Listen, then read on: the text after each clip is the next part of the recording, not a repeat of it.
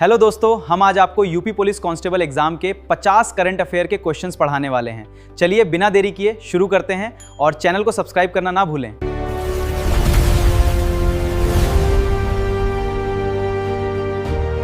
क्या आप भी यूपी पुलिस कांस्टेबल की तैयारी कर रहे हैं तो आज का यह सेशन आपके लिए काफ़ी इंपॉर्टेंट साबित होने वाला है, क्योंकि इस सेशन में हम आपके लिए लेके आए हैं कुल 50 करंट अफेयर्स के क्वेश्चन जो आपके एग्जाम रिलेटेड बहुत ही इंपॉर्टेंट मोस्ट एक्सपेक्टेड प्रश्न आने वाले हैं। ये इस प्रकार के क्वेश्चन है जो आपके एग्जाम में सीधे पूछे जा सकते हैं। आपके जितने भी आपके पूरे पैटर्न को फॉलो करते हुए ये सारे क्वेश्चन बनाए गए हैं कि किस प्रकार के करंट अफेयर्स के क्वेश्चन आपके एग्जाम में पूछे जाते हैं। साथियों, करंट अफेयर से 10 से 15 नंबर के क्वेश्चन आपके एग्जाम में आने वाले हैं, तो एक भी क्वेश्चन मिस किए बिना पूरा सेशन जरूर कंप्लीट करिएगा, क्योंकि सिलेक्शन यहीं से होगा। एक भी क्वेश्चन मिस मत करिएगा। इसके साथ साथ हम आपको एक्स्ट्रा फैक्ट भी करवाने वाले हैं, ताकि इससे रिलेटेड कोई भी टॉपिक आप छोड़ ना पाएं। महत्वपूर्ण सारे प्रश्नों को हम इसमें कवर करेंगे। तो चलिए बिना किसी देरी के अपने पहले क्वेश्चन के साथ शुरू करते हैं। हमारा पहला क्वेश्चन है, जनवरी 2026 में 86वें अखिल भारतीय पीठासीन अधिकारियों के सम्मेलन का उद्घाटन कहाँ किया गया?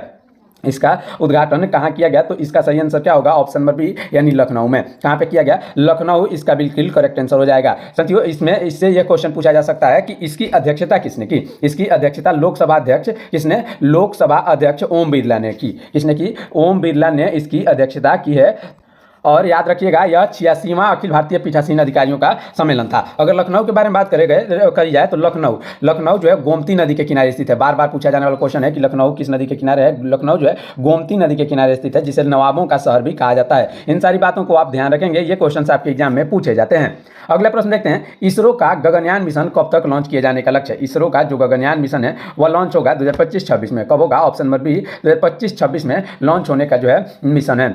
गगनयान भारत का पहला मानव मिशन है। गगनयान मिशन जो है वो भारत का पहला मानव मिशन है, और इसके लिए 4 यात्रियों के नाम की घोषणा की जा चुकी है। कितने यात्री इसमें जाएंगे? 4 यात्री इसरो के गगनयान मिशन 2025-26 में जाएंगे। याद रखिएगा, कितने? 4 लोगों की घोषणा करी जा चुकी है। चलिए बढ़ते हैं अपने अगले प्रश्न की तरफ, ध्यान दीजिएगा। अगला प्रश्न हमारा है, उत्तर प्रदेश के किस जिले की गजक और रेवड़ी को जनवरी 2026 में जीआई टैग दिया गया है? गजक और रेवड़ी उत्तर प्रदेश के किसको? इसका सही आंसर हो जाएगा मेरठ के। कौन सा? Meerut. Option number C, Meerut इसका बिल्कुल करेक्ट आंसर हो जाएगा। मेरठ कैंची उद्योग के लिए प्रसिद्ध है। याद रखेंगे, मेरठ जो है वो कैंची उद्योग के लिए भी प्रसिद्ध है। जीआई टैग 10 वर्षों के लिए मान्य होता है। आपके कई बार यह क्वेश्चन पूछा जाता है कि अगर किसी भी चीज़ को जीआई टैग दे दिया गया तो कितने वर्षों तक मान्य होगा? याद रखेंगे, जीआई टैग जो होता है वो 10 वर्षों के लिए मान्य होता है। यह क्वेश्चन आपको, ये सारे एक्स्ट्रा फैक्ट आपको याद रहने चाहिए, क्योंकि ये आपके जीके में पूछे जा सकते हैं। अगले प्रश्न की तरफ बढ़ेंगे। भारतीय रिजर्व बैंक के वर्तमान गवर्नर कौन है? भारतीय रिजर्व बैंक के जो वर्तमान गवर्नर हैं वो कौन है? इसका सही आंसर क्या होगा? उर्जित पटेल, शक्तिकांत दास, रघुराम राजन या डी सुब्बाराव? याद रखेंगे, इसका सही आंसर हो जाएगा ऑप्शन नंबर बी, यानी शक्तिकांत दास। क्या होगा? शक्तिकांत दास इसका बिल्कुल करेक्ट आंसर हो जाएगा, और वे 25वें नंबर के गवर्नर है। याद रखेंगे, जो शक्तिकांत दास है वो 25वें गवर्नर है भारत के। और आरबीआई का मुख्यालय, बार बार पूछा जाता है कि आरबीआई का मुख्यालय जो कहाँ स्थित है? आरबीआई में यानी रिजर्व बैंक ऑफ इंडिया, इसका मुख्यालय है मुंबई में। याद रखेंगे, मुंबई में इसका मुख्यालय स्थित है। चलिए अपने अगले प्रश्न की तरफ बढ़ेंगे, ध्यान दीजिएगा। अगला प्रश्न हमारा है, उत्तर प्रदेश सरकार की शून्य गरीबी योजना का नाम बदलकर किसके नाम पर रखा जाएगा? जो उत्तर प्रदेश की एक योजना है शून्य गरीबी योजना, इसका नाम बदलकर किसके नाम पर रखा जाएगा? तो इसका सही आंसर हो जाएगा डॉक्टर भीमराव अंबेडकर के नाम पर। किसके नाम पर? डॉक्टर भीमराव अंबेडकर के नाम पर इसको रखा जाना है। डॉक्टर भीमराव अंबेडकर को और किस नाम से जाना जाता है? साथियों, डॉक्टर भीमराव अंबेडकर को भारतीय संविधान का पिता भी कहा जाता है। क्या कहा जाता है? डॉक्टर भीमराव अंबेडकर को जो है भारतीय संविधान का पिता कहा जाता है। और इस योजना का मुख्य उद्देश्य क्या है? इस योजना का मुख्य उद्देश्य है गरीबी रेखा से नीचे के परिवारों को उत्थान करना। क्या? गरीबी रेखा से नीचे वाले लोगों को उत्थान करना, यानी बीपीएल वाले लोगों को उत्थान करना शून्य गरीबी योजना का मुख्य उद्देश्य है। याद रखिएगा। अगला प्रश्न है, दक्षिण कोरिया की महारानी हो की 10 फीट ऊंची प्रतिमा उत्तर प्रदेश में कहाँ लगाई गई है? इनकी 10 फीट ऊंची प्रतिमा लगाई गई है। कहाँ पर? आपके ऑप्शन है कुशीनगर, अयोध्या, सारनाथ या श्रावस्ती। याद रखिएगा, इसका सही आंसर हो जाएगा ऑप्शन नंबर बी, यानी अयोध्या में इनकी मूर्ति लगाई गई है। अयोध्या की अगर बात करी जाए, अयोध्या जो है वो सरजू नदी के तट पर स्थित है। बार बार पूछा जाने वाला क्वेश्चन है, अयोध्या किस नदी के तट पर स्थित है? तो याद रखिएगा, अयोध्या जो है सरजू नदी के तट पर स्थित है। और दक्षिण कोरिया से एक क्वेश्चन बार बार आते हैं कि इसकी राजधानी है सियोल। याद रखेंगे, ये क्वेश्चन आपके एग्जाम के लिए बहुत ही इंपॉर्टेंट है कि दक्षिण कोरिया की राजधानी क्या है? सियोल। और इसकी मुद्रा है वोन। क्या है? वोन इसकी मुद्रा है। मुद्राएं भी आपके एग्जाम में पूछे जाते हैं, इसलिए इन सारी बातों को आप ध्यान से देखेंगे। एक भी क्वेश्चन मिस के बिना इस सेशन को कंप्लीट करेगा, क्योंकि यहाँ से आपके बहुत सारे क्वेश्चन डायरेक्ट आने वाले हैं। चलिए अपने अगले प्रश्न की तरफ बढ़ते हैं। अगला प्रश्न है, आईसीसी पुरुष T20 विश्व कप 2024 का विजेता कौन सा देश है? इसमें 2024 और 2026 दोनों का विजेता देश है भारत, याद रखेंगे। 2024 और 2026 दोनों का विजेता देश है भारत। हमने इसमें 2024 इसलिए किया है ताकि आपको ये दोनों याद रखें, क्योंकि 2024 के भी करंट अफेयर्स आपके पूछे जा सकते हैं कि 2024 में किसने जीता। तो 2024 में भारत ने और 2026 में भी भारत ने ही जीता था। चलिए बढ़ते हैं अपने अगले प्रश्न की तरफ, ध्यान दीजिएगा। अगला प्रश्न हमारा है, अपराधियों की डिजिटल निगरानी के लिए यूपी पुलिस ने कौन सा ऐप लॉन्च किया है। अपराधियों की डिजिटल निगरानी के लिए यूपी पुलिस ने यक्ष ऐप लॉन्च किया है। कौन सा? ऑप्शन नंबर बी, यक्ष ऐप इसका बिल्कुल करेक्ट आंसर हो जाएगा।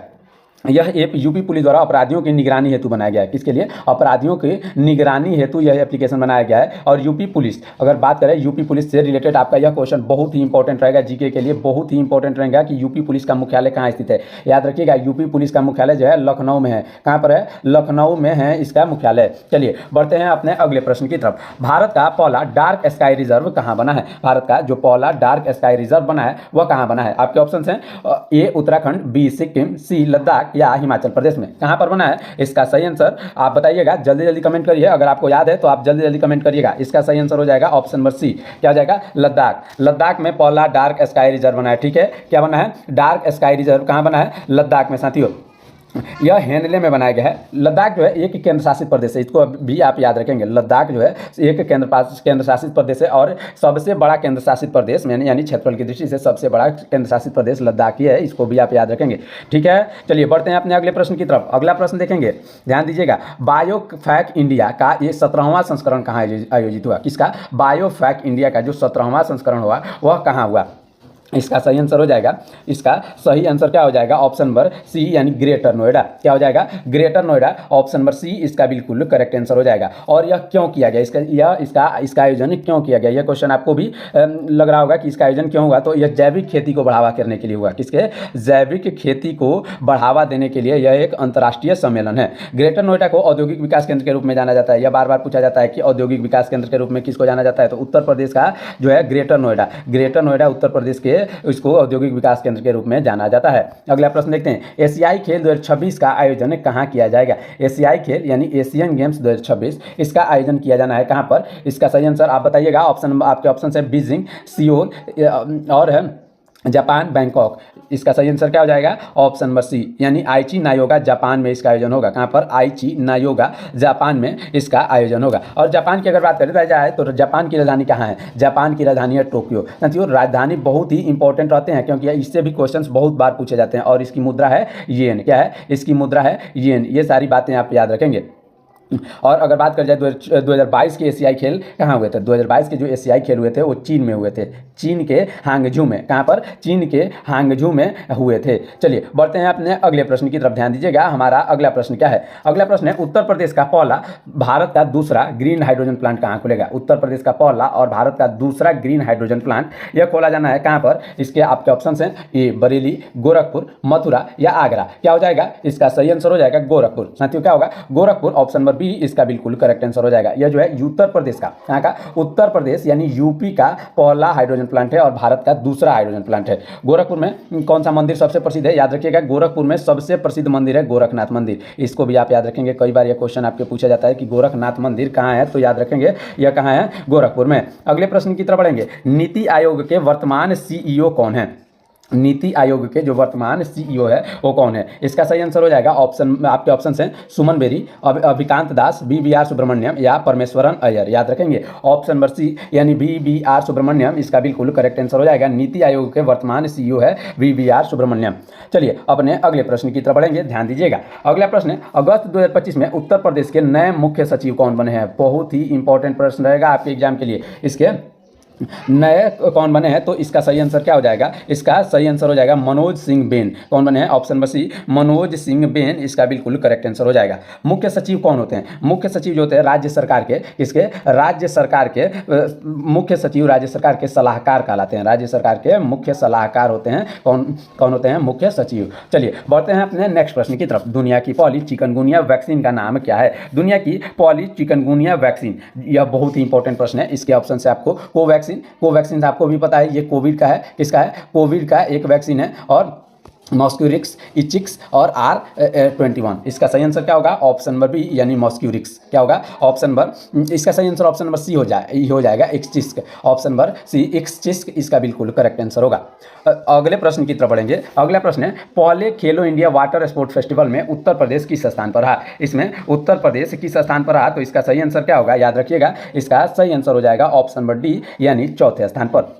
चौथे स्थान पर रहा। अगर बात कर जाए तो पहले खेलो India water festival sport festival में उत्तर प्रदेश ने कितने पदक जीते? तो इन्होंने इसमें 3 पदक जीतकर चौथे स्थान पर रहा। और यह आयोजन वाटर स्पोर्ट्स को बढ़ावा देने के लिए किया गया। किसको? वाटर स्पोर्ट्स को बढ़ावा देने के लिए इसका आयोजन हुआ है। अपने अगले प्रश्न की तरफ बढ़ेंगे। नेपाल के वर्तमान में सबसे युवा प्रधानमंत्री कौन बने हैं? नेपाल के वर्तमान में सबसे युवा प्रधानमंत्री बने हैं बालेंद्र शाह। याद रखेंगे, इसमें थोड़े से ऑप्शंस गड़बड़ हो गए हैं। इसका सही आंसर हो जाएगा बालेंद्र शाह। क्या हो जाएगा? बालेंद्र शाह इसका बिल्कुल करेक्ट आंसर होगा। चलिए बढ़ते हैं अपने नेक्स्ट प्रश्न की तरफ। ध्यान दीजिएगा, हमारा अगला प्रश्न क्या है? उत्तर प्रदेश सरकार ने सड़क सुरक्षा अभियान किस अवधि के दौरान मनाने की घोषणा की?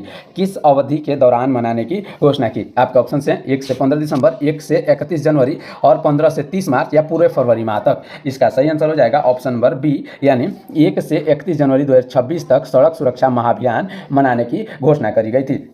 और इसका उद्देश्य क्या था? आखिर अगर आप योजना लाते हैं तो उसका उद्देश्य कुछ ना कुछ तो होगा। तो इसका उद्देश्य क्या था? तो इसका उद्देश्य था सड़क दुर्घटनाओं में कमी लाना। किसमें? सड़क दुर्घटनाओं में कमी लाना इसका मुख्य उद्देश्य है। और पूरे यूपी में यातायात नियमों के प्रति जागरूकता फैलाई जा रही है। इस अभियान के तहत पूरे यूपी में यातायात नियमों के प्रति जागरूकता फैलाई जा रही है ताकि रोड एक्सीडेंट्स कम हो। अगला प्रश्न है, प्रोजेक्ट कुशा का संबंध किस भारतीय संस्था से है? बहुत ही इंपॉर्टेंट प्रश्न है, याद रखिएगा। प्रोजेक्ट कुशा इसका संबंध है किससे? इसका सही आंसर आपके ऑप्शंस हैं, देखिएगा इसमें ऑप्शंस हैं इसरो, DRDO, BRC या HAL। याद रखेंगे HAL कौन सा होगा? इसका सही आंसर हो जाएगा ऑप्शन नंबर बी यानी DRDO। क्या होगा? DRDO का संबंध इसी संस्था से संबंध है प्रोजेक्ट कुशा का। प्रोजेक्ट कुशा का संबंध है DRDO से। यह एक डिफेंस मिसाइल सिस्टम प्रोजेक्ट है। कौन सा है? यह प्रोजेक्ट कुशा जो है एक डिफेंस मिसाइल प्रोजेक्ट है। याद रखेंगे, यह एक डिफेंस मिसाइल प्रोजेक्ट है। और DRDO की स्थापना बार बार पूछा जाता है आपके जीके में यह प्रश्न। DRDO की स्थापना कब हुई थी? इसकी स्थापना 1958 में हुई थी। कब? 1958 में इसकी स्थापना हुई थी। चलिए अपने अगले प्रश्न की तरफ बढ़ेंगे। भगवान बुद्ध के पवित्र अवशेष यूपी के किस स्थल से खोदे गए हैं जिन्हें हाल ही में रूस भेजा गया? बहुत ही इंपॉर्टेंट प्रश्न है, याद रखिएगा। भगवान बुद्ध के जो पवित्र अवशेष यूपी में खोजे गए हैं वो कहाँ से खोजे गए हैं जिन्हें हाल ही में रूस भेजा गया है? इसका सही आंसर क्या होगा? इसका सही आंसर होगा ऑप्शन नंबर बी यानी पीपर हवा। सिद्धार्थ नगर के पीपर हवा से इसको खोजा गया है, जिसको हाल ही में रूस भेजा गया है। क्यों भेजा गया है? प्रदर्शनी के लिए इसको हाल ही में रूस भेजा गया है। पीपर हवा को भगवान बुद्ध की जन्मस्थली के पास महत्वपूर्ण स्थल माना जाता है। इनकी जन्मस्थली के पास महत्वपूर्ण स्थल है पीपर हवा, याद रखिएगा। अगला प्रश्न देखेंगे। 38वें राष्ट्रीय खेल 2025 में पुरुष कबड्डी का स्वर्ण पदक किस राज्य ने जीता? किसका? पुरुष कबड्डी का जो स्वर्ण पदक है उसको उत्तर प्रदेश ने जीता। साथियों, किसने जीता? Uttar Pradesh. Option number C इसका बिल्कुल करेक्ट आंसर हो जाएगा। अगर बात करें यूपी ने कबड्डी प्रतियोगिता में स्वर्ण पदक जीता, उत्तर प्रदेश में कबड्डी प्रतियोगिता में स्वर्ण पदक जीता है। 38वें राष्ट्रीय खेल 2025 यह कहाँ आयोजित हुए? याद रखिएगा, 38वें जो राष्ट्रीय खेल 2025 था वो आयोजित हुआ उत्तराखंड में। कहाँ हुआ? उत्तराखंड में यह आयोजित हुआ। अगला प्रश्न देखते हैं। उत्तर प्रदेश के किन शिक्षकों को राष्ट्रीय शिक्षक पुरस्कार 2025 से सम्मानित किया गया है? राष्ट्रीय शिक्षक पुरस्कार 2025 से सम्मानित किया गया है किन 2 शिक्षकों को? इसका सही आंसर हो जाएगा ऑप्शन नंबर बी यानी मधुरिमा तिवारी और रामलाल सिंह यादव। इन 2 शिक्षकों को इससे सम्मानित किया गया है। अगला प्रश्न है, हाल ही में स्वच्छ सर्वेक्षण 2023 में किन 2 शहरों को संयुक्त रूप से सबसे स्वच्छ शहर चुना गया है? सबसे स्वच्छ शहर किसको चुना गया है? इसका सही आंसर हो जाएगा ऑप्शन नंबर बी यानी इंदौर और सूरत। इंदौर और सूरत इसके बिल्कुल करेक्ट आंसर हो जाएंगे।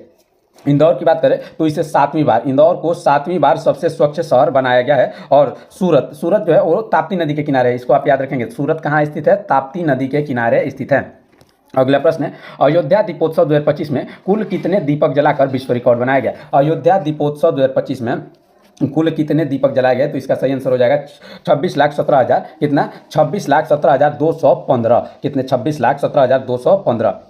यह एक नया वर्ल्ड रिकॉर्ड है, यह एक नया गिनीज वर्ल्ड रिकॉर्ड है। चलिए बढ़ते हैं अपने अगले प्रश्न की तरफ। ध्यान दीजिएगा, हमारा अगला प्रश्न क्या है? ऑपरेशन अजय। बहुत ही इंपॉर्टेंट प्रश्न है, यह क्वेश्चन आपके एग्जाम में पूछा जा सकता है। ध्यान दीजिएगा, ऑपरेशन अजय का मुख्य उद्देश्य क्या है? ऑपरेशन अजय का मुख्य उद्देश्य है इजराइल से भारतीयों को वापस लाना, यानी ऑप्शन नंबर बी इजराइल से भारतीयों को वापस लाना इसका मुख्य उद्देश्य है। यह एक युद्धग्रस्त क्षेत्र से निकासी का विशेष मिशन था, यानी युद्ध हो रहे क्षेत्र में से भारतीय लोगों को वापस लाने का एक विशेष मिशन था। और इजराइल, अगर इजराइल की बात करी जाए तो इजराइल का जो है राजधानी कहाँ है? इजराइल की राजधानी है जेरूसलम। याद रखेंगे, ये क्वेश्चन आपके एग्जाम में पूछा जा सकता है। जेरूसलम, यानी ये क्वेश्चन आपके एग्जाम में पूछे जाते हैं, इसको भी जरूर याद रखेंगे। और इसकी मुद्रा है इजरायली शेकल, इजरायली शेकेल इसका बिल्कुल करेक्ट आंसर होगा। अगले प्रश्न की तरफ बढ़ेंगे, ध्यान दीजिएगा। अगला प्रश्न है उत्तर प्रदेश का कौन सा जिला जिसे 76वां जिला बनने का प्रस्ताव है, वह कौन सा जिला है? इसका सही आंसर हो जाएगा ऑप्शन नंबर बी, यानी कल्याण सिंह नगर, जो 76वां जिला बनने का प्रस्ताव है। इसका नाम यूपी के पूर्व मुख्यमंत्री कल्याण सिंह के नाम पर रखा गया है। किसके नाम पर? कल्याण सिंह के नाम पर रखा गया है। वर्तमान में अगर बात करी जाए तो यूपी में कुल 75 जिले हैं। कितने? 75 जिले हैं, लेकिन कल्याण सिंह नगर जो है एक अलग जिला बनने की मांग कर रहा है, तो उससे अगर यह अलग जिला हो जाता है तब 76 हो जाएंगे, लेकिन वर्तमान में अभी भी 75 जिले ही हैं। अगला प्रश्न, नौसेना आयुध महानिदेशक कौन नियुक्त हुए हैं? नौसेना आयुध महानिदेशक यह नियुक्त कौन हुए हैं? आपके ऑप्शन है R Harikumar, option number B BP Singh, या दिनेश त्रिपाठी, या विवेक राम चौधरी। इसका सही आंसर क्या हो जाएगा? ऑप्शन नंबर बी, यानी बीपी सिंह। क्या होगा? बीपी सिंह इसका बिल्कुल करेक्ट आंसर होगा। नौसेना आयुध महानिदेशालय नौसेना की हथियारों की आपूर्ति संभालता है। नौसेना आयुध या हथियारों की आपूर्ति संभालता है। भारतीय नौसेना दिवस, याद रखेंगे, यह क्वेश्चन आपके एग्जाम में पूछा जाता है। भारतीय नौसेना दिवस कब मनाया जाता है? तो यह 4 दिसंबर को मनाया जाता है। कब मनाया जाता है? 4 दिसंबर, याद रखिएगा। अगला प्रश्न देखेंगे। अगला प्रश्न है, विधानसभा में अनुवाद प्रणाली लागू करने वाला देश का पहला राज्य कौन सा है? अनुवाद प्रणाली लागू करने वाला देश का पहला राज्य कौन से हैं? ऑप्शन है आपके बिहार, मध्य प्रदेश, उत्तर प्रदेश या राजस्थान। इसका सही आंसर हो जाएगा ऑप्शन नंबर सी। साथियों, उत्तर प्रदेश जो है अनुवाद प्रणाली लागू करने वाला पहला राज्य है। यह प्रणाली जो है डिजिटल विधानसभा का हिस्सा का पहल है। डिजिटल विधानसभा हिस्सा का पहल है। इसे कार्यवाही को विभिन्न भाषाओं में समझा जा सकेगा, इसलिए अनुवाद प्रणाली को लागू किया है। अगला प्रश्न है, विश्व कैंसर दिवस 2026 की थीम क्या रखी गई? विश्व कैंसर दिवस 2026 इसकी थीम क्या रखी गई? Close the care gap. याद रखेंगे option number B, close the care gap इसका बिल्कुल करेक्ट आंसर हो जाएगा। विश्व कैंसर दिवस 2026 यह कब मनाया गया? यह 4 फरवरी को मनाया गया। कब मनाया गया? 4 फरवरी को हर साल यह मनाया जाता है। इसका मुख्य उद्देश्य है कैंसर के इलाज में समानता लाना। क्या होगा? कैंसर के इलाज में समानता लाना इसका मुख्य उद्देश्य है। चलिए बढ़ते हैं अपने अगले प्रश्न की तरफ। उत्तर प्रदेश के किस जिले में अश्व रोग मुक्त कंपार्टमेंट स्थापित किया गया है? अश्व मुक्त रोग कंपार्टमेंट स्थापित किया गया है कहां पर? इसका सही आंसर हो जाएगा, इसका सही आंसर क्या होगा? Option number A Agra, Jhansi, Meerut या गाजियाबाद। इसके सही आंसर होंगे ऑप्शन नंबर सी, यानी मेरठ में जो है अश्व रोग मुक्त कंपार्टमेंट स्थापित किया गया है। यह घोड़ों में ग्लैंडर्स जैसी बीमारी को रोकने के लिए, किस बीमारी को? ग्लैंडर्स जैसी बीमारी को रोकने के लिए इसको बनाया गया है। मेरठ में पशु चिकित्सा अनुसंधान के बहुत सारे महत्वपूर्ण केंद्र हैं, इसको भी आप याद रखेंगे। अगला प्रश्न देखते हैं, भारत की पहली महिला विधि सचिव के रूप में किसे नियुक्त किया गया है? पहली महिला विधि सचिव के रूप में नियुक्त किया गया है अंजी राठी राणा को। किसको? Anju Rathi Rana. Option number B इसका बिल्कुल करेक्ट आंसर हो जाएगी। इसका सही, और भारत की इस पद पर पहुंचने वाले, किस पर? विधि सचिव के पद पर पहुंचने वाली ये पहली महिला हैं। याद रखेंगे, यह पहली महिला है। चलिए बढ़ते हैं अपने अगले प्रश्न की तरफ। दूर दराज क्षेत्रों के छात्रों को 6000 वार्षिक भत्ता देने के लिए किस राज्य ने योजना शुरू करी है? दूर दराज क्षेत्रों के छात्रों को जो है 6000 वार्षिक भत्ता देने के लिए किस राज्य ने योजना शुरू करी है? यह योजना शुरू किया है किसने? इसका सही आंसर हो जाएगा उत्तर प्रदेश ने। साथियों, Uttar Pradesh option number B इसका बिल्कुल करेक्ट आंसर हो जाएगा। यह ग्रामीण क्षेत्र के मेधावी छात्रों के लिए, ग्रामीण क्षेत्र के जो मेधावी छात्र हैं उनके लिए यह योजना है। शिक्षा क्षेत्र में यूपी सरकार का यह एक बहुत ही महत्वपूर्ण कदम है, इसको आप याद रखेंगे। अगले प्रश्न की तरफ बढ़ते हैं। सूर्य किरण युद्धाभ्यास किन 2 देशों के बीच आयोजित किया जाता है? सूर्य किरण युद्धाभ्यास भारत और नेपाल के बीच आयोजित होता है। यह क्वेश्चन हमने आपको कई बार करवाया है। ऑप्शन नंबर बी, भारत और नेपाल के बीच आयोजित होता है। यह एक संयुक्त सैन्य अभ्यास है। क्या है? एक संयुक्त सैन्य अभ्यास है जो दोनों देशों के आपसी समन्वय को बढ़ाता है, आपसी समन्वय को बढ़ाता है यह। अगले प्रश्न की तरफ बढ़ेंगे। अगर आपको वीडियो अच्छा लग रहा हो तो वीडियो को लाइक, चैनल को सब्सक्राइब करिएगा साथियों, ऐसे और भी इंपॉर्टेंट क्वेश्चंस पाने के लिए। अगला प्रश्न है, 75वें प्रधानमंत्री दिव्यांग केंद्र का उद्घाटन कहाँ किया गया? जो 75वां प्रधानमंत्री दिव्यांग केंद्र है इसका उद्घाटन हुआ कहाँ पर? बांदा में। याद रखेंगे ऑप्शन नंबर बी, बांदा जिला में इसका उद्घाटन हुआ। चलिए बढ़ते हैं अपने अगले प्रश्न की तरफ, ध्यान दीजिएगा। अगला प्रश्न है, उत्तर प्रदेश का पहला प्राइवेट रेलवे स्टेशन कौन सा है? साथियों, उत्तर प्रदेश का जो पहला प्राइवेट रेलवे स्टेशन है वह कौन सा है? आपके ऑप्शन है वाराणसी कैंट, गोमती नगर, लखनऊ, हजरतगंज या कानपुर सेंट्रल। इसका बिल्कुल करेक्ट आंसर हो जाएगा ऑप्शन नंबर बी, यानी Gomti Nagar railway station Lucknow. Gomti Nagar railway station Lucknow. यह स्टेशन पीपीपी मॉडल पर आधारित है। याद रखेंगे, पीपीपी मॉडल पर आधारित है। और इसे आधुनिक सुविधाओं के साथ रीडेवलप किया गया है। इसे आधुनिक सुविधाएं देने के लिए रीडेवलप किया गया है। अगला प्रश्न है यंग स्पिरिचुअल समिट यानी युवा आध्यात्मिक शिखर सम्मेलन 2025, इसका आयोजन कहाँ हुआ? इसका आयोजन हुआ कहाँ पर? आपके ऑप्शन है हरिद्वार, वाराणसी, मथुरा या प्रयागराज। इसका सही आंसर क्या होगा? ऑप्शन नंबर बी साथियों, ऑप्शन नंबर बी यानी वाराणसी में इसका आयोजन किया गया। वाराणसी से रिलेटेड बहुत इंपॉर्टेंट क्वेश्चन है। वाराणसी से, यह वाराणसी किस नदी के किनारे स्थित है? तो याद रखेंगे यह गंगा नदी के किनारे स्थित है। इसे वाराणसी को घाटों का शहर भी कहा जाता है। क्या कहा जाता है? घाटों का शहर या धर्म नगरी यानी धर्म नगरी। और इसे सबसे पुराना शहर भी कहा जाता है, सबसे पुराना शहर भी कहा जाता है। अगला प्रश्न है पेरिस ओलंपिक 2024 में भारत ने कुल कितने पदक जीते? इसमें भारत ने कुल 6 पदक जीते। ऑप्शन नंबर बी कुल 6 पदक इसमें भारत ने जीते। अगला प्रश्न है नमो शेतकारी महासम्मान योजना का संबंध किस राज्य से है? इसका संबंध जो है वह कहाँ से है? तो इसका सही आंसर हो जाएगा महाराष्ट्र। कहाँ से? महाराष्ट्र से संबंध है। नमो शेतकारी महासम्मान योजना का संबंध है। और महाराष्ट्र की राजधानी बार बार पूछा जाने वाला क्वेश्चन है, महाराष्ट्र की राजधानी कहाँ है? तो मुंबई है। क्या है? मुंबई जो है महाराष्ट्र की राजधानी है। और इस समय इसके मुख्यमंत्री है एकनाथ शिंदे। कौन है? एकनाथ शिंदे इसके इस समय मुख्यमंत्री है। अगले प्रश्न की तरफ बढ़ेंगे। अगला प्रश्न हमारा है, ध्यान दीजिएगा, हमारा अगला प्रश्न क्या है? उत्तर प्रदेश के किस कस्बे का नाम बदलकर परशुरामपुरी करने की मंजूरी दी गई है? उत्तर प्रदेश के किस को नाम बदलकर Jalalabad, option number A Jalalabad का नाम बदलकर साथियों परशुरामपुरी करने को मंजूरी दी गई है। यह शाहजहांपुर यूपी का एक महत्वपूर्ण जिला है, यानी शाहजहांपुर में यह स्थित है जलालाबाद, जो यह बहुत ही महत्वपूर्ण जिला है। चलिए बढ़ते हैं अपने अगले प्रश्न की तरफ। ध्यान दीजिएगा, गेल के नए अध्यक्ष एवं प्रबंध निदेशक कौन बने हैं? गेल के जो कौन बने हैं, इसका सही आंसर हो जाएगा Deepak Gupta. Option number B Deepak Gupta इसका बिल्कुल करेक्ट आंसर होगा। अगला प्रश्न है दुर्लभ रेड कोरल कुकरी सांप, कौन सा? रेड कोरल कुकरी सांप हाल ही में उत्तर प्रदेश के किस टाइगर रिजर्व में देखा गया है? यह कहाँ पर देखा गया है? तो इसका सही आंसर हो जाएगा पीलीभीत टाइगर रिजर्व। कहाँ पर? पीलीभीत टाइगर रिजर्व इसका बिल्कुल करेक्ट आंसर हो जाएगा। यह कैसा होता है? यह रेड कोरल कुकरी सांप जो होता है बहुत चमकीला और नारंगी रंग का होता है। कैसा होता है? नारंगी रंग का होता है।